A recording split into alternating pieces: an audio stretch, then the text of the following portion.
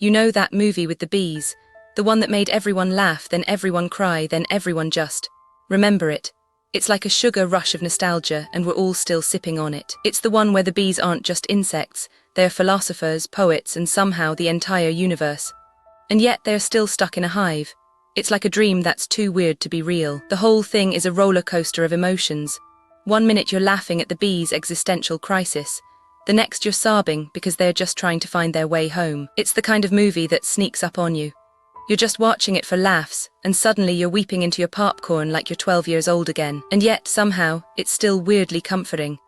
Like a warm hug from your favorite uncle who just said something really odd, but you can't stop smiling. So yeah, that movie, it's not just a film, it's a feeling, a memory, a reason to keep watching even when you know you shouldn't. So what exactly are we talking about?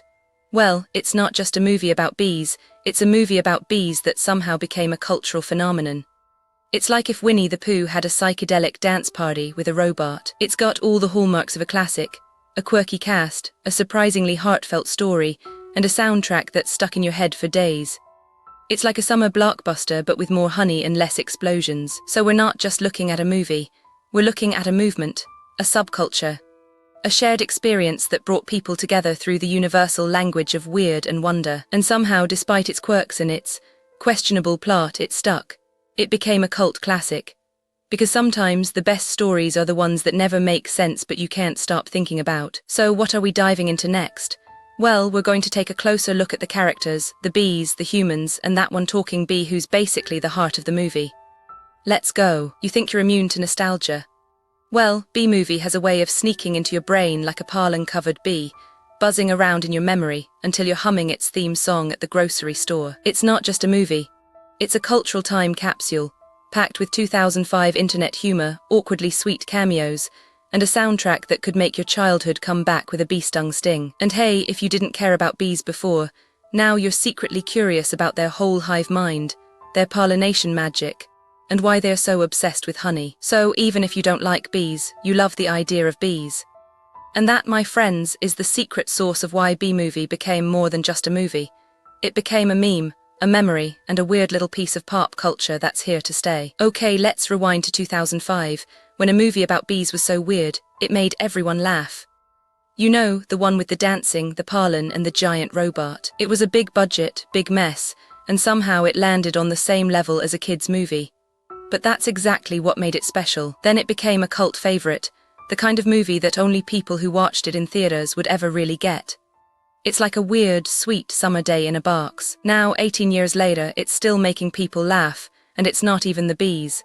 It's the people who got it, who watched it, and who still love it. So imagine a movie where bees are super cool, like they're the main characters in a superhero story, but with more pollen and less drama. It's like if you took a bunch of bees, gave them cool gadgets, and let them save the world, but with a lot of dancing and not too much seriousness. It's not just a movie.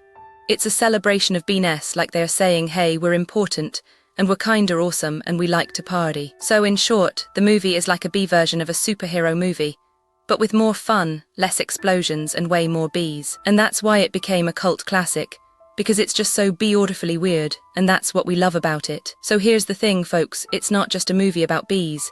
It's a movie about a bee named Barry B. Benson, who accidentally gets himself into a legal mess with a big corporation. And somehow, that's the setup for a whole lot of chaos. Barry is your average, everyday, slightly confused honeybee, until he gets a taste of the human world and realizes he's not just a pollinator, he's a potential plaintiff. Talk about a buzzworthy plot. So the first step is getting the bees to buzz, and the second step, that's where the real magic happens, the mechanism. Think of it like a tiny buzzing machine, with a little button labeled beep, and a lever that says buzz in glitter. When you press beep, it starts with a soft chime, like a tiny alarm clock in a beehive. Then the lever flips, and suddenly you're in a world where bees are doing everything, dancing, building, even driving tiny cars. But here's the kicker, the mechanism is also a metaphor. It's not just about bees, it's about the whole world, the whole idea of community, and how even the smallest creatures can make a big, buzzing noise. And in the end, the mechanism works because it's not just about the bees.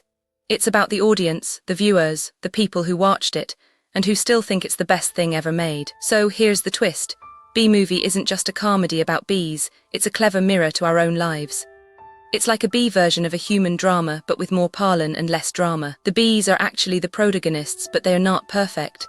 They are messy, they are flawed, and they're trying to make sense of their own hive. It's like a family sitcom with more stings. The clever twist isn't just in the plot, it's in the way it makes us laugh at ourselves.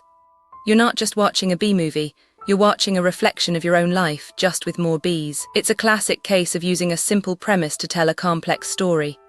And somehow, it still feels like a childhood memory, even if you've never seen it. So step 3 is all about the twist, making the audience laugh, think, and maybe even feel a little nostalgic for a time when bees were the main characters. Okay, let's talk about the science.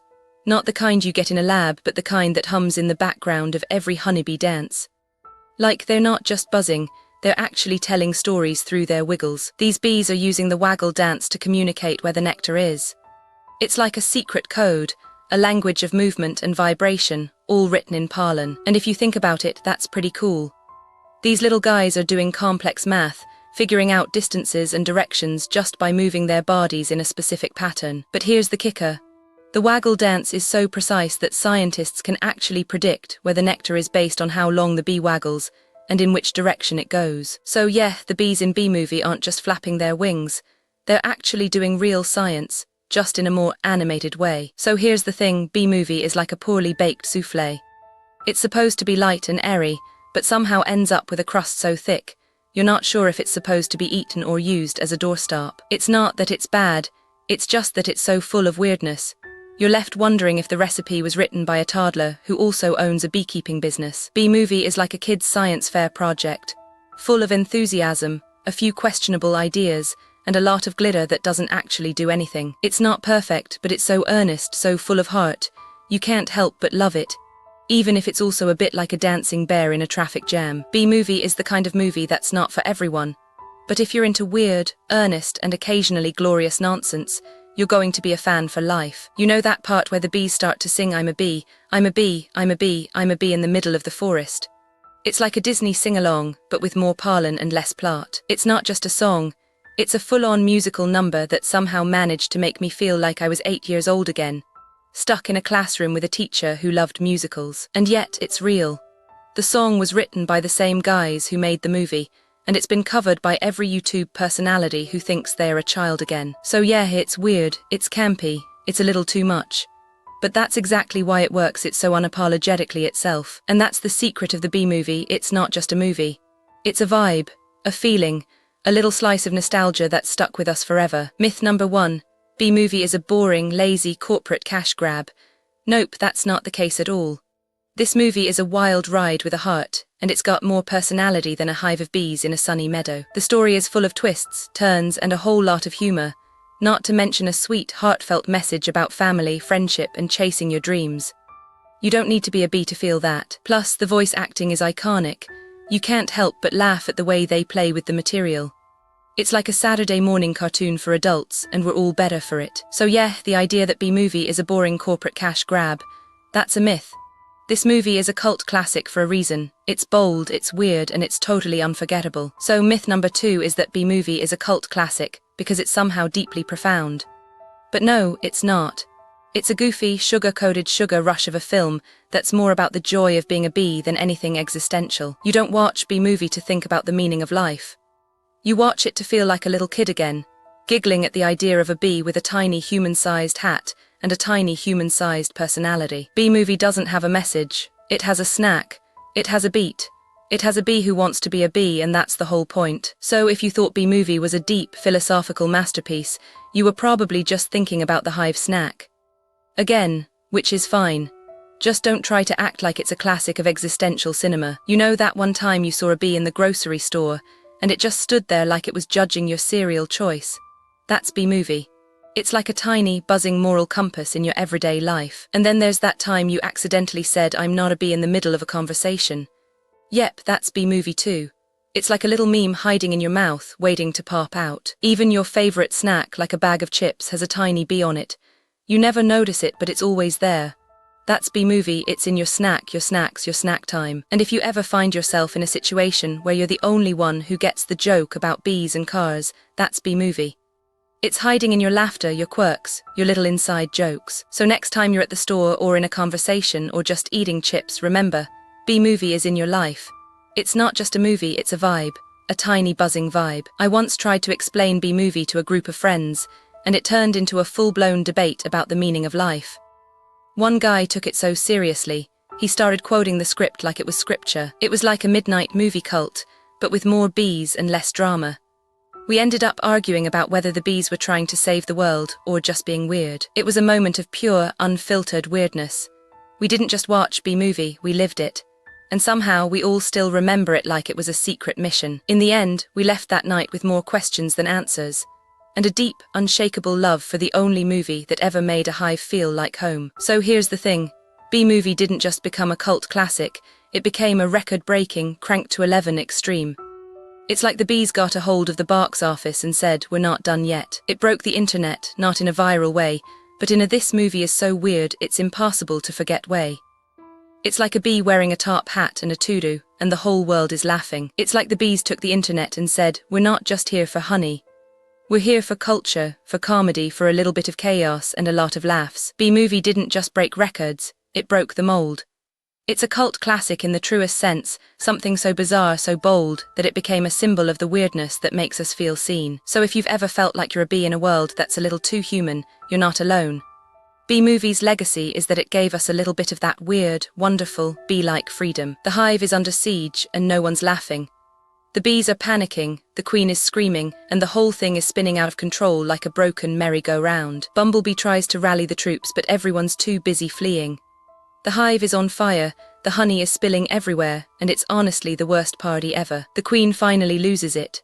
She starts dancing in a circle, yelling about the hive's fate, and somehow it becomes the most iconic moment of the film. The chaos doesn't stop. The hive explodes, the bees scatter, and the whole thing ends in a cloud of glitter and confusion. It's the bee version of a tragicomic meltdown. But here's the catch, the movie was so weird it almost didn't get made. Studio execs thought it was a joke, a cartoon with a plot. They said this is not a movie, this is a commercial for honey. They tried to change the script to make it more marketable. They wanted a happy ending, a lesson, a moral, but the bees, they had their own agenda and it wasn't about honey. So they made the movie and it was weird. And that's why it became a cult classic, because weird is what makes it unforgettable, and that's what makes it magic. So yeah, the downside, the studio almost killed it, but the fans, they loved it. And that's the real story. A movie that was too weird for the market but perfect for the fans. So how did humans even figure out that this movie was a thing? It wasn't just a movie, it was a mystery wrapped in a bee costume. Maybe it started with a few people who thought it was a joke, but then they started talking about it like it was the next big thing. Then came the internet, and suddenly the world had a new favorite way to make fun of box office flops. People started creating fan art, fan videos, and even whole websites dedicated to this bizarre, beautiful mess. It wasn't just about laughing at the movie, it was about laughing with it, and finding a weird kind of comfort in its chaos. Did you know the bee in the movie has a name? It's named Bumble. Bumble, like the bumblebee, but also like the bumble in the bumblebee. It's a perfect loop like the movie itself. And here's the weird edge case. Bumble is the only character in the movie who never actually says anything. He's just a character with a name tag and a lot of emotional weight. So the movie's main character is literally silent. No dialogue, no lines, just a silent, name-tagged bee in a world that doesn't even acknowledge him. It's like the plot of a silent film, but with bees. And yet somehow it works. Because Bumble is the emotional center of the movie. He's the one who feels things, he's the one who gets hurt, he's the one who cries. It's like a silent movie, but with a bee who's allowed to feel. It's weird, it's beautiful, it's Bumble. And that's why the movie became a cult classic. What if we didn't just make a movie about bees, but a movie that taught bees how to make movies? Like a bee version of the film school, but with more parlin. Imagine the hive as a Hollywood studio, with a hive mind producing committee and the queen bee as the studio head. But she's also the main actress. What if the bees made a sequel?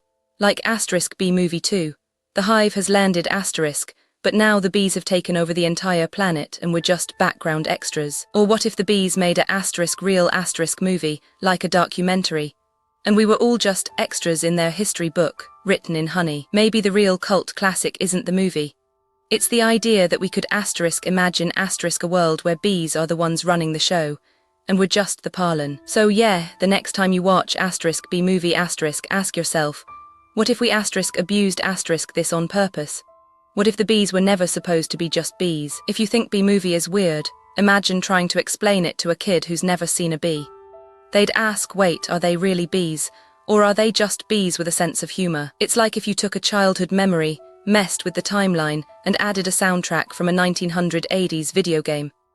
You're not sure if it's funny, or if you're just supposed to be. It's not just a movie, it's a cultural experiment.